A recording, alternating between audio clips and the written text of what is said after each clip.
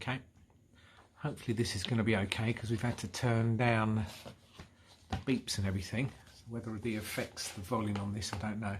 But here goes. Welcome to Kim's video journal and her journey through early onset Alzheimer's. This is week 9 and it's the 5th of April 2020. We'll do the usual, going through the questions. What is your name? Kim Thompson. How old are you? 56. What is your date of birth? 22nd of July. 1963. Who's talking to you at the moment? My husband Steve. How many children have you? 4. What are their names? Alfie and Alea. Oh no. Got that one. Leslie. Christopher.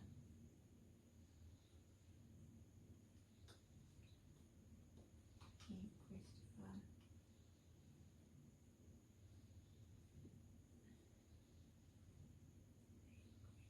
Carly and Michael. Do you have any grandchildren? I do. What are their names? I've got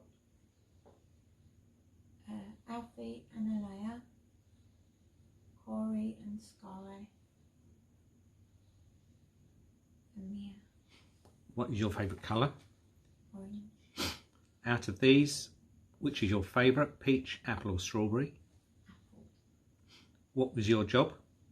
I was an advanced nurse practitioner caring for patients with bowel cancer. What other jobs have you done? I was a nursery nurse. I was a jeweller. I worked for Customs and Excise. Worked in a fish and chip shop. I was a Stampin' Up demonstrator.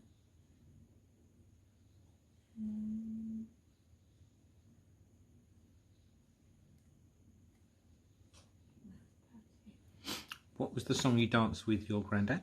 Moon River. Where do you go on holiday every Easter with your family? Taster. What was the name of Sean's and yours pony? Angus. What is your favourite hobby? Horse riding. Which town do we live in? Battlesbridge. What day is Christmas Day? 25th of December. Hold up 3 fingers. 1, 2, 3. Name a Carpenter song that you like to sing to. On Top of the World.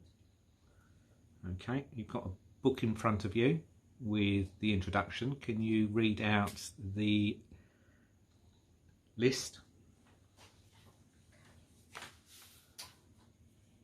Small bites, salads, soups, curries, stir fries, grills and marinades,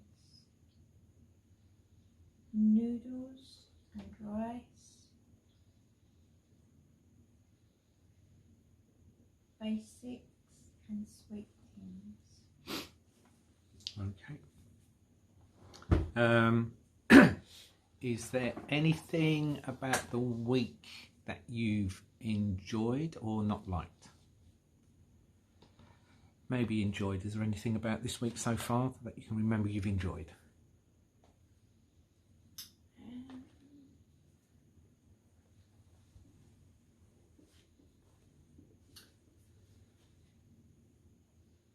I helped Steve with some gardening to keep me busy. That was quite good. Well, it wasn't good, but it will make the garden look so much nicer. And some pruning I did.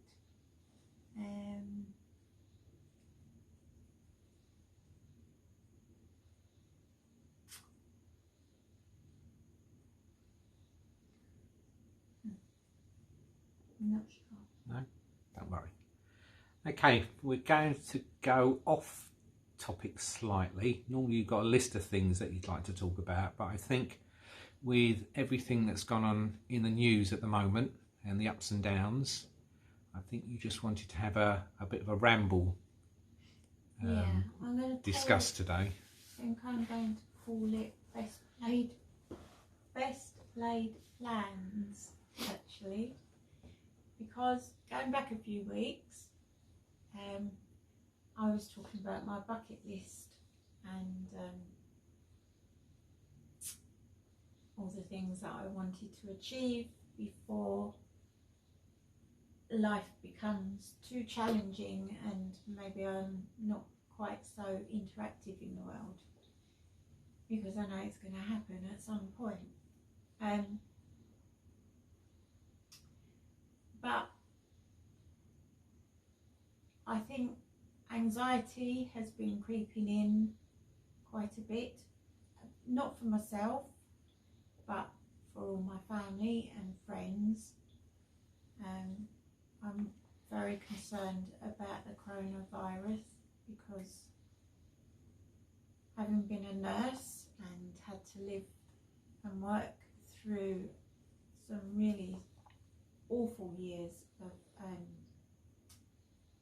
flu viruses, and seeing how many people have lost their lives in 1 year from that, and so I'm fearful for all of the people I care about, whether they're neighbours or friends or family, and anybody really. I'm fearful for everybody, and I'm sure I'm not just the only one.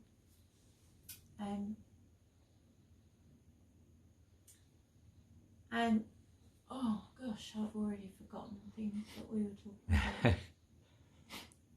Remind me. You've had lots of things that you've missed doing because Yeah. we're having to self-isolate at home, so people can't visit you and you can't visit certain people. And Yeah, so I'm really missing my family, especially Dad, because he's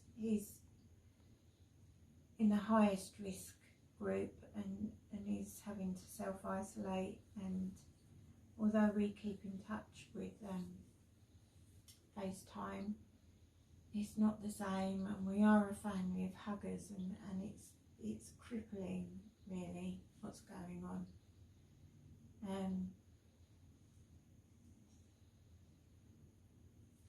your children and your grandchildren. My children and my grandchildren, you know, those children have died from this now, and I'm acutely aware we'll be very lucky if we don't lose somebody in our family or ourselves. You know, I'm probably the person I'm most fearful for is my husband Steve, and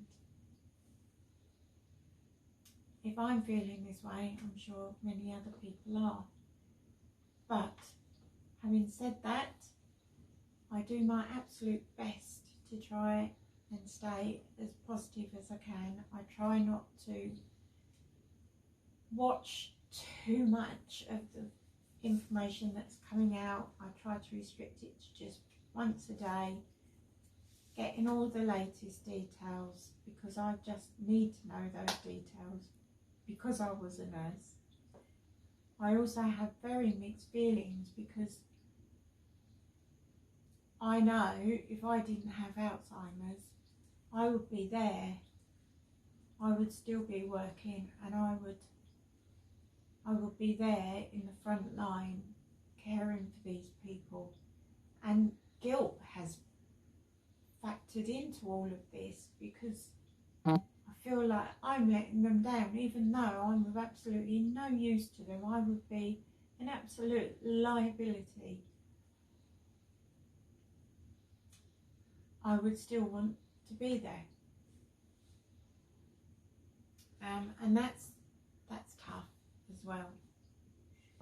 So I have been trying to distract myself as much as I can. I do my exercises every day, so I do best part of an hour's seated Zumba a day, followed by a 30-minute very fast run on my exercise bike to keep me cardiovascular fit, to keep my immune system as good as possible, because I'm at risk because I have multiple neurological problems. So those keep me busy in the morning. What has been lovely today, and what does help to de-stress me, is spending time in the garden.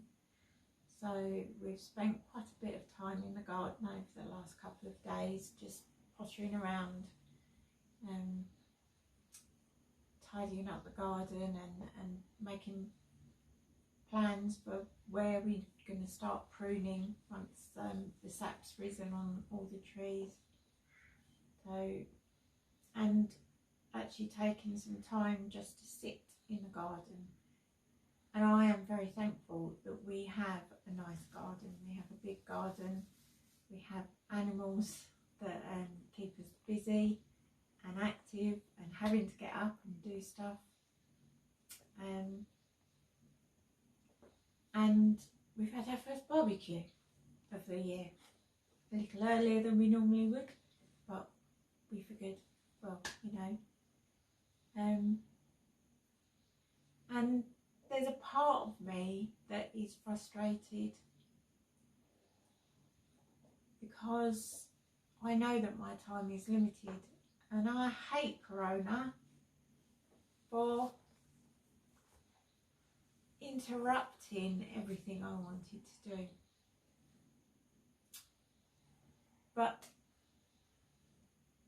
that's life, and you know, we just have to sort of keep plodding along and finding things that keep us busy, keep our minds ticking over, whether it's jigsaw puzzles, whether it's word searches.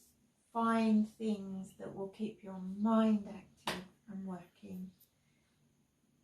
Talking to people through social network or shouting at your neighbours between each other.